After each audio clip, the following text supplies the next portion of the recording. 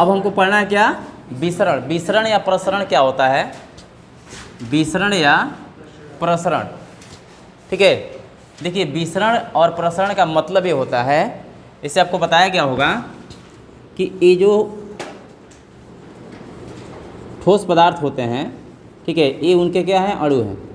ठीक है, कोई भी पदार्थ हो सकता है, ठोस, द्रव, गैस, कोई भी पदार्थ हो सकता है। ठीक है ना, तो ये उनके अणु होते हैं और इन अणुओं के बीच में जो है थोड़ा या ज़्यादा खाली जगह भी रहता है। ठीक है ना, किसी में कम होता है, किसी में ज़्यादा होता है, तो इस बीच में खाली जगह होता है। ठीक है, और इनके बीच में जो है एक बल भी लगता है, ठीक है, जिसे अंतराणु का आकर्षण बल कहते हैं। ठीक है, अब देखिए बात यहाँ ये हो गया कि यदि दूसरा पदार्थ यहाँ आता है, ठीक है ना, उसमें भी होंगे कण, उसमें भी होगा खाली जगह, होगा कि नहीं होगा, हो गया। ये मान लीजिए है पानी और ये मान लीजिए क्या है, दूध। समझ आ गया। इसको जब इसमें डालिएगा तो मिल जाता है, पता नहीं चलता है पनिया किधर गया, पता चलता है। जब इसका मात्रा ज़्यादा होगा तो इसको नहीं पता चलेगा कि कहाँ गया। ठीक है, जब पानी का मात्रा ज़्यादा हो जाएगा तो इसको नहीं पता चलेगा, और यदि इसका मात्रा यदि ज़्यादा है तो इसका नहीं पता चलेगा कहाँ गया। तो भाई गया कहाँ, कहीं गया नहीं, इसका जो कण है इसके कण में घुस गया। ये कण जो है इसके कण में बीच बीच में घुस घुस के छिप गए। ठीक है ना, और इसके जो कण है इसके कण में घुस, इसके बीच में जो खाली जगह उसमें घुस के छिप गए, यानी एक में क्या हुए, घुल मिल गए। समझ गए ना, सिंपल भाषा में घुल मिल जाना, एक दूसरे में घुल मिल जाना, उसी को क्या कहा जाता है, विसरण। ठीक है, यानी इस पदार्थ के कण इसके जो खाली स्थान है उसमें प्रवेश कर गए, और इस पदार्थ के जो कण है इसमें जो खाली स्थान है उसमें प्रवेश कर गए, यानी इनके जो अणु हैं एक दूसरे में क्या हुए, घुल मिल गए। यही प्रक्रिया क्या कहलाती है, विसरण या प्रसरण कहलाती है। ठीक है, विसरण वह प्रक्रिया है जिसमें एक पदार्थ के कण दूसरे पदार्थ के कण में प्रवेश कर जाते हैं, जो खाली स्थान है। ठीक है, एक पदार्थ के कण दूसरे पदार्थ के खाली स्थानों में प्रवेश करते हैं, इसी प्रक्रिया को हम क्या बोलते हैं, विसरण या प्रसरण। अब बताइए कि ठोस में तो खाली स्थान नगण्य होता है, अब बताइए इसमें विसरण होगा, नहीं होगा, नगण्य होता है, न के बराबर, क्योंकि खाली जगह है ही नहीं तो घुसेगा कहाँ से भाई। हाँ, आप जा रहे हो कहीं बस में, पूरा एकदम ठूस ठूस के एकदम गेट तक भरा हुआ है, हाँ, और तब कहिएगा हम को क्या कीजिए, हमको भी जाना है, हमको भी बैठाइए, क्या कहेगा, कहेगा जगह ये नहीं, हम कहाँ से बैठाएं, जगह रहेगा तब ना बैठाएगा जी। हाँ, जगह रहेगा तब ना घुसेगा उसमें। वही बात यहाँ है, जब इसमें खाली जगह ये नहीं है, एकदम सट सट के ये से है, तो बीच में कहाँ खाली जगह है कि घुसेगा उसमें। इसलिए ठोस पदार्थों में विसरण या प्रसरण का गुण नहीं पाया जाता है। एक ठोस के कण दूसरे ठोस के कण में घुल मिल नहीं सकते हैं। क्लियर हो गया, चलिए नोट कर लीजिए इसको।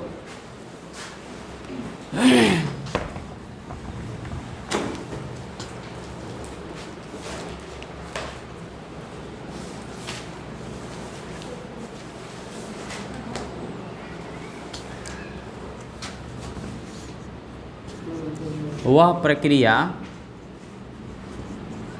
प्रक्रिया जिसमें किसी पदार्थ के कण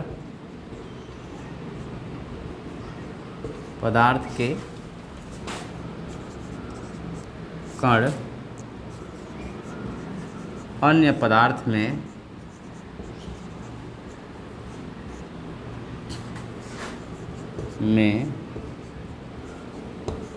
प्रवेश करते हैं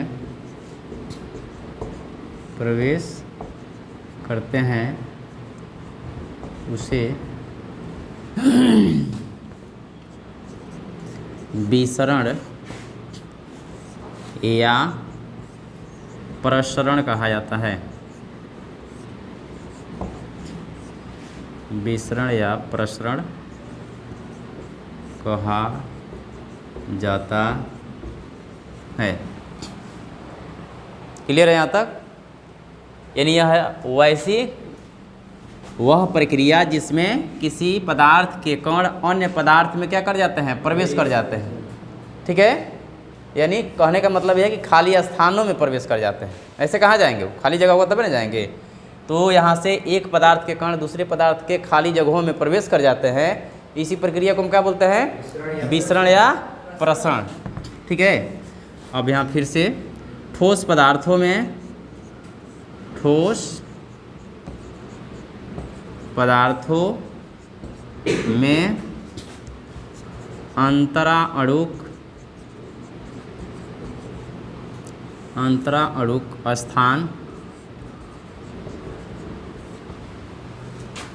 नगण्य होने के कारण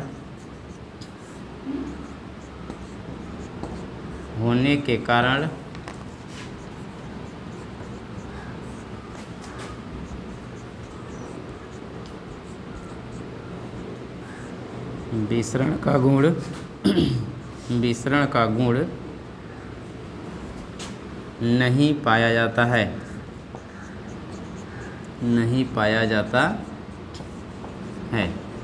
ठीक है, कुछ ठीक है। यहाँ यदि दे दिया जाए कि क्यों नहीं पाया जाता है तो क्या लिखेंगे, क्योंकि उसके अंदर जो अंतराणु का स्थान होता है वो नगण्य होता है, यानी ये कह सकते हैं कि नहीं होता है। तो जब खाली जगह हिले नहीं है तो घुसेगा कहाँ वो, ठीक है ना। इसलिए यहाँ कोई, ठीक है ना, मिलने जुलने का चांस नहीं बन रहा है, यानी एक पदार्थ के कण दूसरे पदार्थ में मिल जुल नहीं सकते हैं। क्लियर हो गया? चलिए हम देखते हैं कि पदार्थ की द्रव अवस्था में क्या होता है। आपको बताया गया होगा कि ये जो ठोस पदार्थ होता है, यानी पदार्थ की जो ठोस अवस्था होती है उसमें ये पदार्थ एकदम सटे रहते हैं। बताया गया है।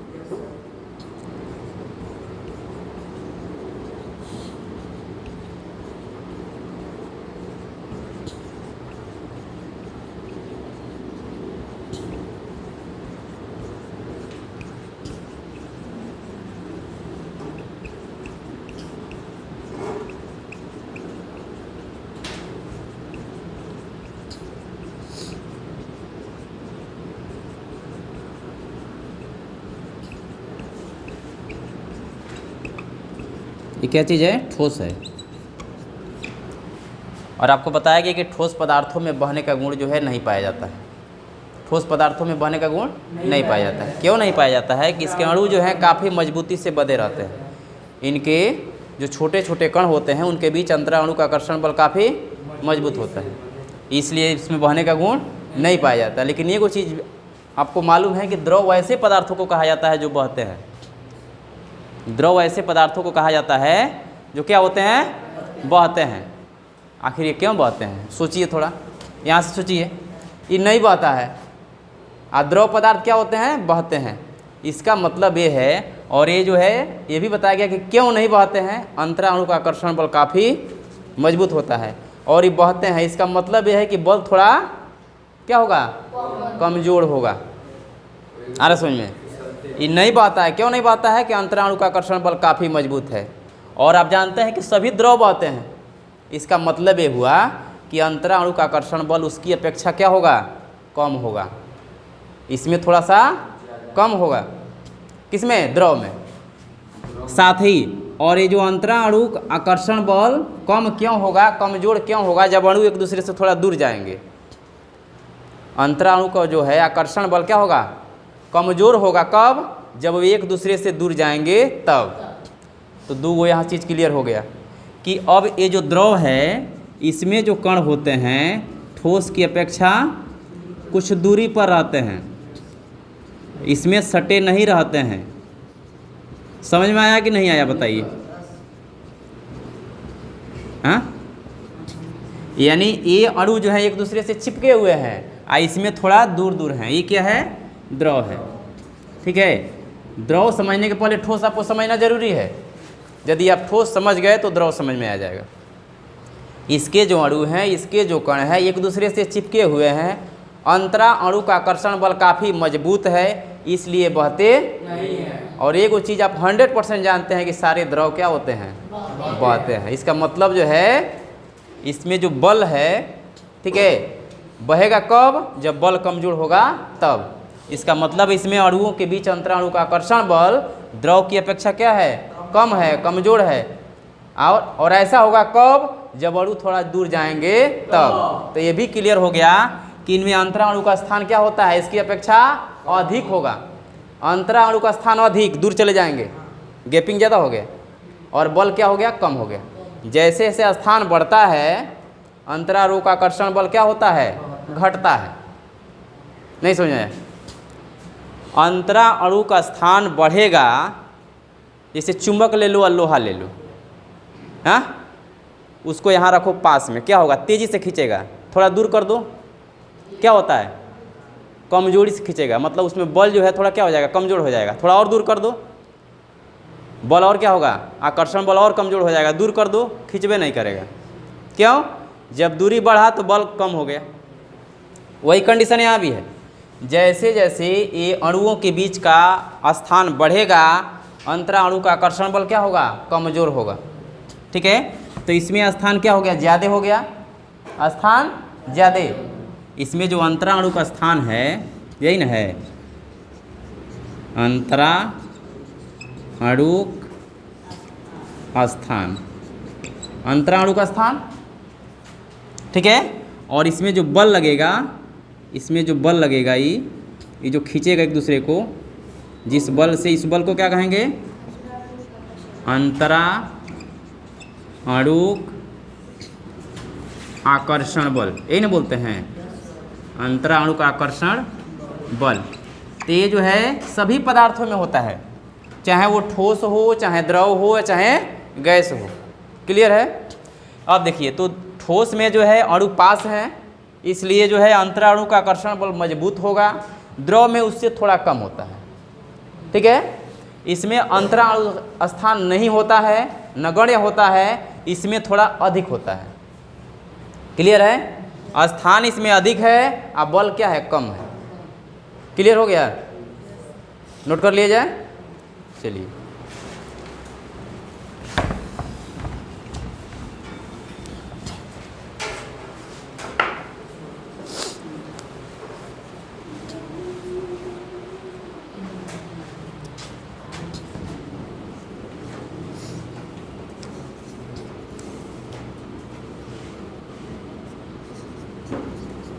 पदार्थ की द्रव अवस्था में,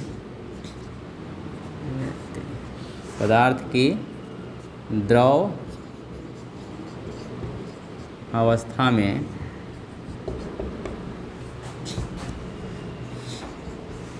द्रव्य के कण, द्रव्य का मतलब होता है पदार्थ, ठीक है ना, द्रव्य के कण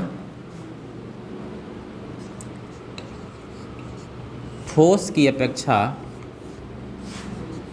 ठोस की अपेक्षा अधिक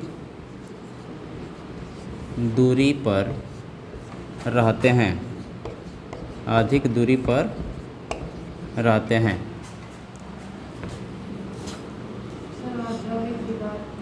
द्रव्य, द्रव्य के कण, द्रव्य के कण, पदार्थ की द्रव अवस्था में द्रव्य के कण ठोस की अपेक्षा अधिक दूरी पर रहते हैं,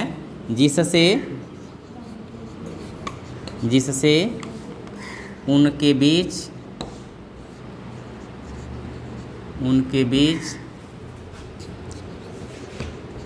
अंतराणुक आकर्षण बल, अंतराणुक आकर्षण बल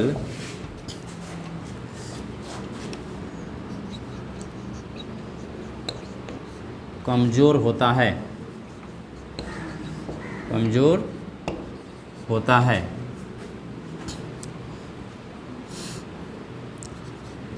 इसलिए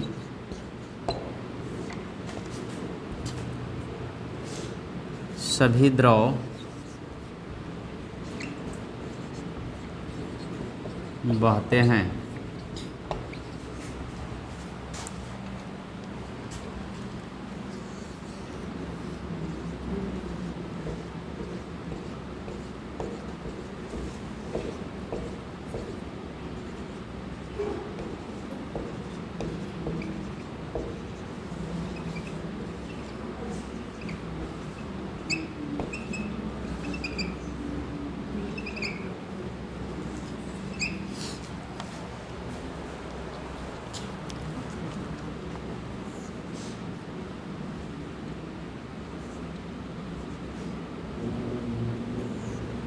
ठीक है, देखिए ये स्थान है कि क्या है, ज़्यादा है, ये अंतराणु का स्थान क्या है, ज़्यादा है। अंतराणुक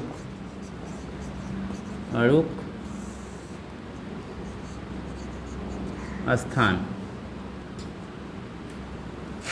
और यहाँ अंतराणु का आकर्षण बल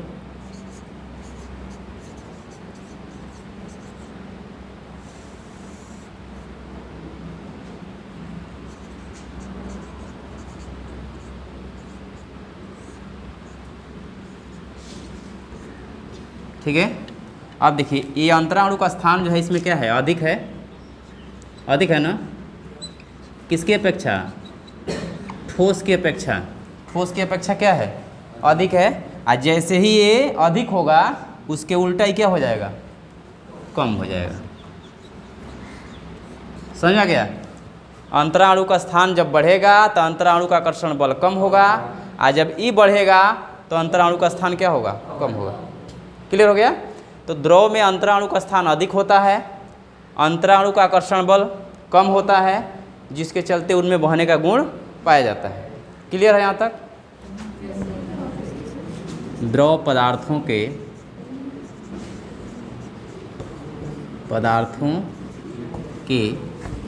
सामान्य गुण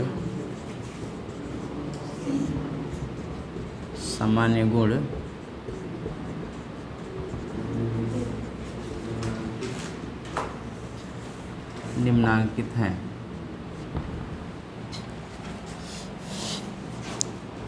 द्रव पदार्थों के सामान्य गुण निम्नांकित है। पहला लिखिए आकृति और आयतन। आकृति और आयतन।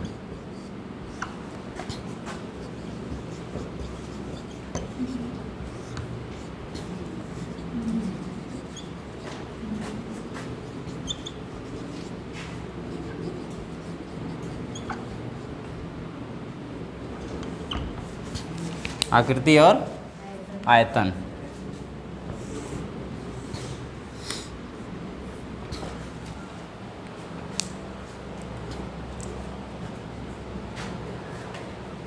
हो गया। देखिए इसके पहले आपको बताया गया होगा कि जो ठोस पदार्थ होते हैं उनकी आकृति और आयतन क्या होते हैं, निश्चित होते हैं। क्यों होते हैं? उनकी आकृति और आयतन निश्चित इसलिए होते हैं कि उनकी कणों के बीच अंतराणु का आकर्षण बल जो है काफ़ी मजबूत होता है। ठीक है, जिसके चलते वो जिस अवस्था में रहते हैं उसी अवस्था में हर जगह रहते हैं, चाहे उसको धरती पे रखो या किसी बर्तन में रखो या कहीं रखो, उससे कोई फर्क पड़ने वाला नहीं है। लेकिन द्रव में ऐसा नहीं होता है। ठीक है, द्रव को आप देखे हो कि जिस बर्तन में आप रखते हैं उसी बर्तन का स्वरूप जो है धारण कर लेता है। ठीक है, जिस बर्तन में द्रव को रखते हैं उसी का स्वरूप वो क्या करता है, धारण कर लेता है। जैसे मान लीजिए कि आपने गिलास में रखा द्रव को, किस में रखा, गिलास में।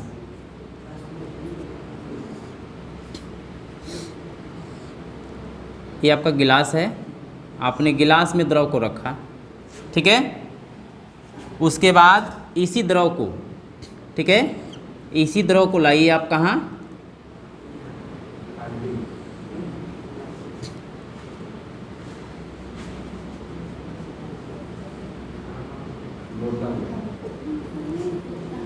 इसी द्रव को कहाँ लाएंगे, इस बोतलवा में भरेंगे। ठीक है, ये द्रव है, मान लीजिए कि दोनों का आयतन सेम हो। 1 लीटर मान लीजिए कि ये भी पकड़ता हो, हाँ 1 लीटर मान लीजिए ये भी पकड़ता हो। ठीक है, तो इसको यदि इसमें ढारिएगा, इसमें डालिएगा, तो जब ये भरेगा तो ये गिलास के जैसा नहीं दिखेगा, ये बोतल के जैसा दिखेगा। आप बोतलवा वाला को गिलासवा में ढार दीजिएगा तो गिलासवा का जैसा दिखेगा। मतलब इसका आकृति क्या है, बदल रहा है। लेकिन एक बात है, 1 लीटर ही में है तो इसमें डालिएगा तो क्या रहेगा, 1 लीटर रहेगा। अच्छा, इसमें यदि 1 लीटर है तो इसको इसमें डालिएगा तब वो 1 लीटर न रहेगा। क्लियर है। इसका मतलब ये है कि जो द्रव पदार्थ होते हैं उनका आयतन तो निश्चित होता है, लेकिन आकृति जो है बदलता रहता है। बोतल में रखिएगा तो बोतल बन जाएगा, गिलास में रखिएगा तो गिलास बन जाएगा। ठीक है ना, बाहर फेंकिएगा तो पसर जाएगा, यही ना होता है।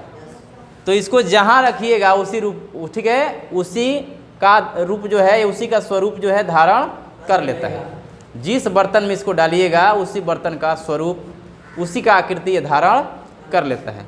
यानी जितने भी द्रव होते हैं उनका आयतन निश्चित होता है और आकृति अनिश्चित होता है। अब बताइए आकृति अनिश्चित काहे होता है? ठीक है, इसलिए कि इसके अणु जो है फिसलते हैं, इसके अणु जो है क्या होते हैं, द्रव जो है बहता है, ठीक है ना। इसलिए जिस बर्तन में रखा जाता है, ठीक है, उसके अणु जो क्या होते हैं, फिसल फिसल के उसका स्वरूप धारण कर लेते हैं, ठीक है ना। यानी इसमें अंतरा अणु का आकर्षण बल कमज़ोर होता है, इसलिए इसका आकृति जो है अनिश्चित होता है, लेकिन आयतन में कोई अंतर नहीं आता है। क्लियर हो गया? द्रव पदार्थों के आकृति अनिश्चित और आयतन निश्चित होता है, इसलिए कि इनके कणों के बीच अंतरा अणु का आकर्षण बल ठोस की अपेक्षा कम होता है या कमज़ोर होता है। क्लियर? चलिए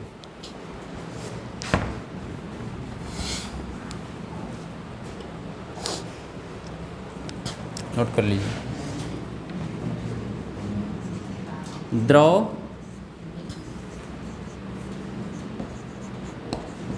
पदार्थों का आकृति क्या होता है? अनिश्चित,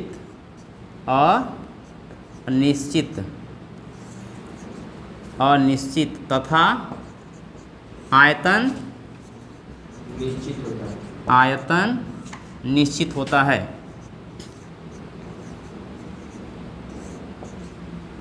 निश्चित होता है क्योंकि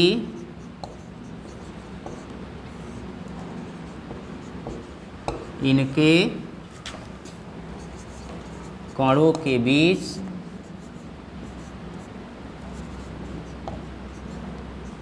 अंतरा अणुक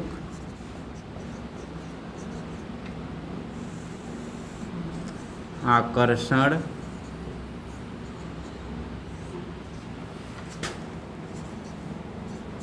अंतरा अणु का आकर्षण बल कमज़ोर होता है, कमज़ोर होता है। क्लियर हो गया?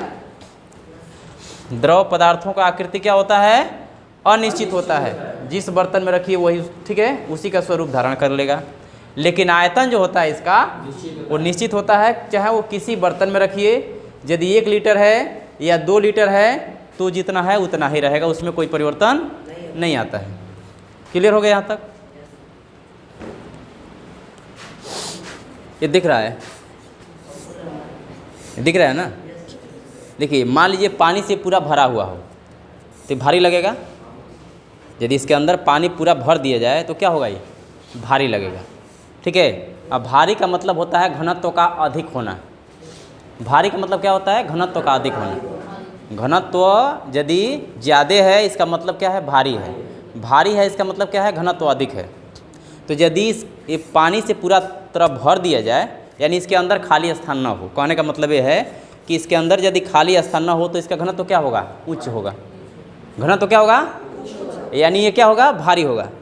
आज यदि इसके अंदर खाली कर दिया जाए, आधा खाली कर दिया जाए, चाहे पूरा ही खाली कर दिया जाए, तो ये क्या हो जाएगा? घनत्व कम यानी हल्का हो जाएगा।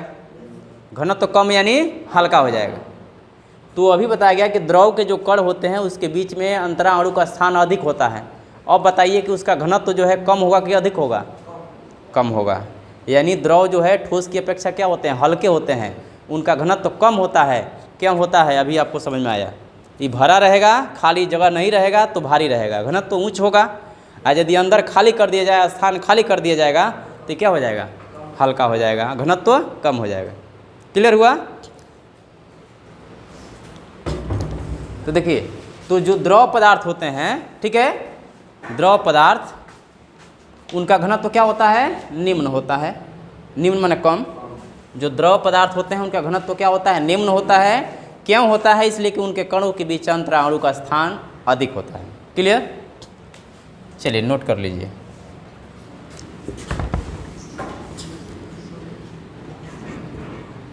द्रव पदार्थों का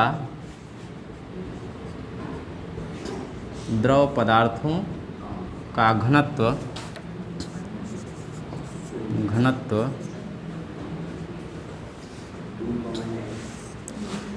ठोस की अपेक्षा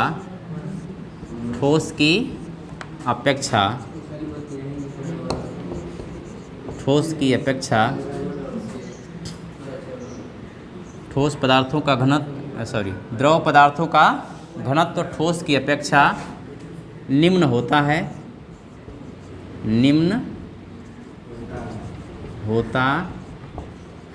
क्योंकि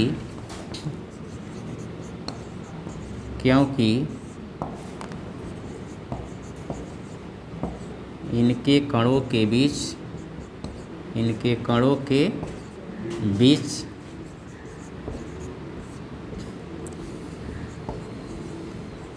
अंतराणु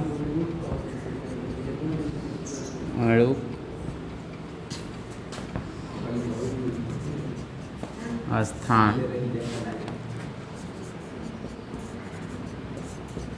अधिक होता है। क्लियर है यहाँ तक? कोई दिक्कत? द्रव पदार्थों का घनत्व ठोस की अपेक्षा, किसकी अपेक्षा? ठोस की अपेक्षा निम्न होता है, कम होता है। यानी द्रव जो है हल्के होते हैं। क्यों होते हैं? क्योंकि इनके कणों के बीच जो अंतराणु का स्थान है अधिक होता है, अंदर खाली जगह है। ठीक है, तो खाली जगह जितना ही बढ़ेगा उतना ही वो चीज़ क्या होगा? हल्का होगा। क्लियर? इसका मतलब आपको बताया गया है कि संपीड्यता का मतलब यह है कि दबाने पर दब जाए। ठीक है, संपीड्य होने का मतलब दबाने पे सिकुड़ के छोटा हो जाए। ठीक है ना? तो संपीड्यता उसी में होता है जिसमें अंदर खाली जगह हो। जैसे ठोस पदार्थ क्या होते हैं? असंपीड्य होते हैं, क्योंकि उनके बीच में, उनके कणों के बीच में खाली जगह नहीं होता है। क्लियर है? इसलिए ठोस पदार्थ क्या होते हैं? असंपीड्य होते हैं, यानी संपीड्य नहीं होते हैं। लेकिन द्रव में जो है स्थान क्या है? थोड़ा बढ़ गया है। इसका मतलब यह है कि द्रव जो है ठोस की अपेक्षा ज़्यादा संपीड्य होंगे, क्योंकि उनके बीच जो है अंतराणु का स्थान क्या है? अधिक है। क्लियर हुआ? अंतराणु का स्थान जब अधिक होगा तभी वो पदार्थ क्या होते हैं? संपीड्य होते हैं। ठीक है ना? तो द्रव में ठोस की अपेक्षा क्या है? अंतराणु का स्थान अधिक है, इसलिए जो है ठोस की अपेक्षा क्या होंगे? अधिक संपीड्य होते हैं। क्लियर हुआ? चलिए, द्रव पदार्थ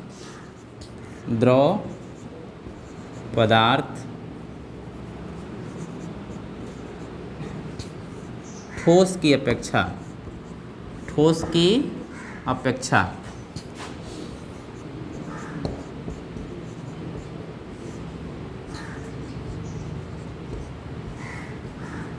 अधिक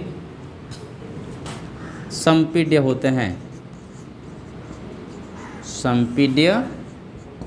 होते हैं। क्यों होते हैं जी? क्योंकि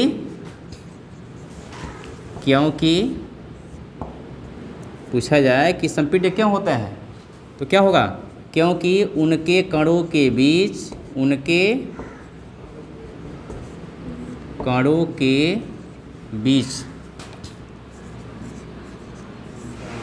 बीच अंतराणुक स्थान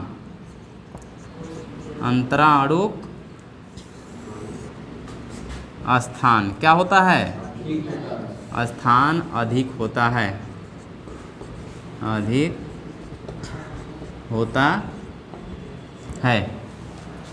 ठीक है ना? ये जो द्रव पदार्थ हैं इनके बीच में खाली जगह है। ठीक है, तो इसको दबाएंगे तो क्या होगा? ये दब जाएगा, सारे अणु क्या होंगे? सट जाएंगे। ठीक है ना? मान लीजिए आप बेंच है, बेंच पे 3 आदमी बैठा हुआ है। अब बेंच पे मान लीजिए कि और जगह खाली है। ठीक है ना? ये लोग क्या हुआ है? पसर के बैठा हुआ है, फैल के। ठीक है, तो कोई आएगा तो इन लोग क्या करेगा? दबा के उसी में वो भी बैठ जाएगा। यानी इन लोग क्या कर दिया? संपीड़ित कर दिया और अपने जगह बना लिया। क्योंकि खाली जगह था। अब पहले से 6 आदमी रहता तब उसके दबाने मन का था, ये लोग संपीड़ित होते नहीं होते। तो वही बात है कि खाली जगह है, इसलिए जब इसको दबाइएगा तो इसी कूड़ के ऐसे छोटा हो जाएगा। ऐसे सारे अणु क्या होंगे? सट जाएंगे। समझ आ गया? इसको आपने संपीड़ित किया तो ऐसे हो गया, संपीड़ित किया तो कैसे हो गया? इसको आपने संपीड़ित किया तो ऐसे ना हो गया। ये अणु दूर दूर हैं, पकड़ के दबा दिए तो सारे अणु सट गए, और सट गए तो ऐसा हो गया। ठीक है, ऐसा इसलिए हुआ कि इसमें खाली जगह था, और खाली जगह नहीं होता तो कितना हो दबाते, कुछ होता ना होता। चलिए।